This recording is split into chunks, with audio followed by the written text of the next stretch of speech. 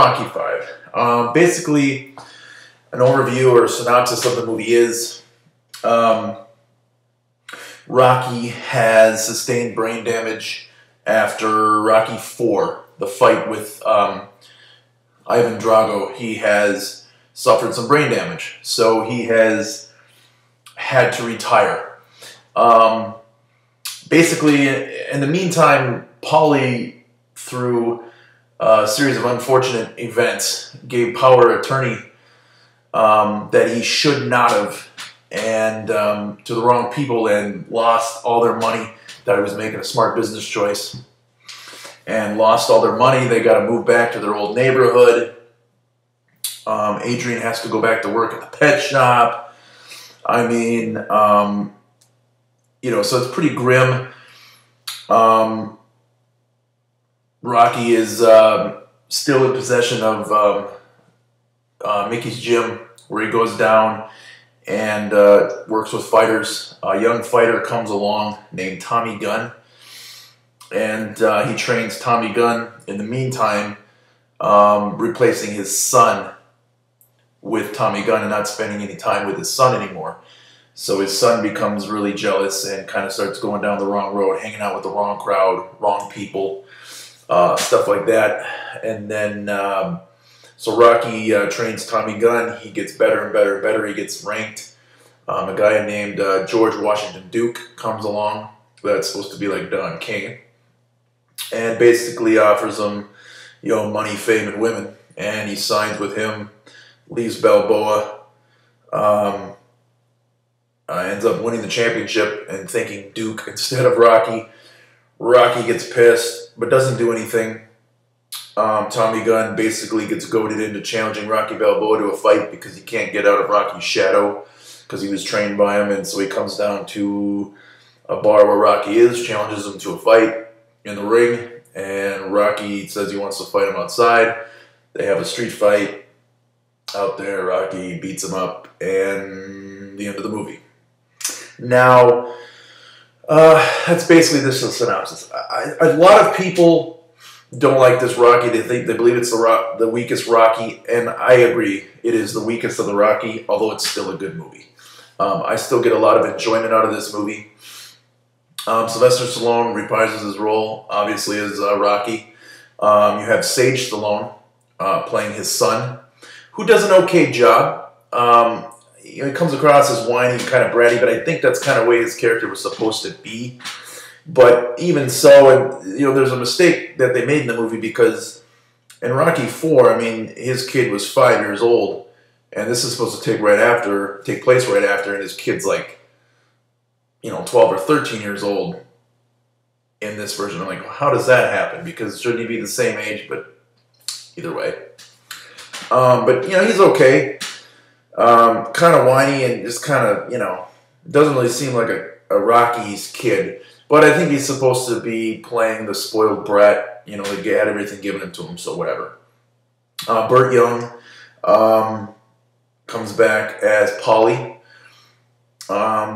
Does the same Paulie shtick, pretty much, nothing special. Talia Shire plays Adrian. She gets to be in this movie a lot more than she was in the fourth movie, which is good. It's good to see her. She's pretty good. The George Washington Duke character, I can't remember who plays him, but it's a good character. It's basically modeled after Don King, and he plays it to a T. He's kind of over the top, but he's supposed to be. So I bought it. Tommy Gunn is played by a boxer named Tommy Morrison. Now, Tommy Morrison was a very, very good heavyweight contender in the 90s. He was knocking everybody out. He was kind of like the white Mike Tyson. He really was. He had great hooks and uppercuts, and he had power behind his shots. He ended up beating George Foreman in 1993 or 92, before George Foreman won the championship at age 45 from Michael Moore. So he actually beat him a couple years before. He had a championship fight with Lennox Lewis in the mid-90s, 95 maybe, or 96, somewhere in there, and ended up getting knocked out by Lennox Lewis. And through a couple of the different knockouts he had, just didn't have a very good chin. I think that kind of got exposed as he moved up in competition. But he was a good fighter. He later contracted HIV from partying too much, and that's from his own words. He partied with too many dirty women, and that was kind of his downfall. He didn't pay attention to his craft, and he partied too much, and that's what happened. He claims that the test was fake now, however, and wants to get back in the ring. And I don't know. I mean, he did actually have a fight here either a year or 2 years ago. He had a fight. It wasn't televised, but he did have a fight. I don't even know if he won or lost. But if someone would fight him that has a positive drug test, I don't know. But so Tommy Gunn, for a first movie and stuff like that, he did a pretty good job. He played a cool character. I bought him as the young, hungry fighter who gets a big head and then wants his respect from his trainer. And he did a pretty good job. I mean, from never acting, he should have maybe stuck with movies. But he did a pretty good job.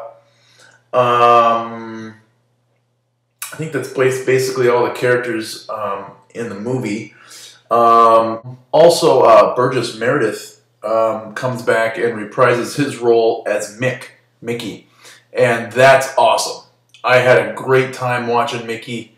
He was old. I mean, you could tell he was old. He was shaking and stuff. But he was old, but he has a fun little speech with Rocky where he gives him his cufflink that was once Rocky Marciano's, and Rocky wears it around his neck. It's a little boxing glove. It's a pretty emotional scene, and I thought that was pretty cool. So that's also another cool part of this movie, I thought. So, it's a good story. It's a story that can happen. A lot of people are like, well, what kind of a story is this? But these things happen. There are fighters every day that had millions of dollars and lose it all. Mike Tyson, who went broke. Evander Holyfield, who was very, very close to being broke.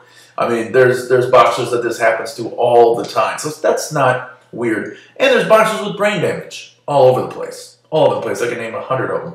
They're all over. So, it's possible.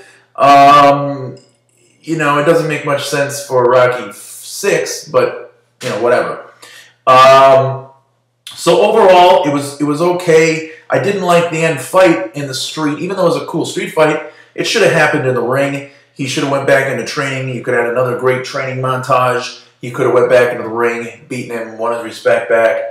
But then we might not have Rocky 6. So, I don't know. Overall, I thought it's a decent movie. It's definitely not my favorite Rocky movie at all. I give all the Rocky movies 9s and 10s, and this one I would give probably a 6 or a 7. And that's still a good movie to me. Anything above a 5 is a watchable good movie to me. So I'll give it a solid 6 or a low 7.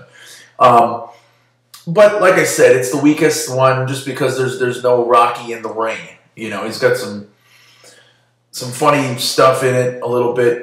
He's got some good speeches with Tommy Gunn and a great speech with Adrian where he talks about how frustrated he is with having no money, being brain damaged, and being stuck with nothing. And in the end, he makes up with his kid who had went astray, and they run up the stairs at the end, and it's kind of inspirational at the end. But it was the least inspirational of all the Rockies. A tad bit depressing, but some good things happened. There were some bad things in it, stuff I would have changed, and from Sylvester Stallone's own mouth, this was his least favorite as well of the Rockies. So I'm glad that this one happened because then we have Rocky 6. So overall, it's okay. They're out on Blu-ray. I have all of them on Blu-ray. It looks pretty good on Blu-ray. So I don't know. Tell me what you guys think, and I'll see you real soon.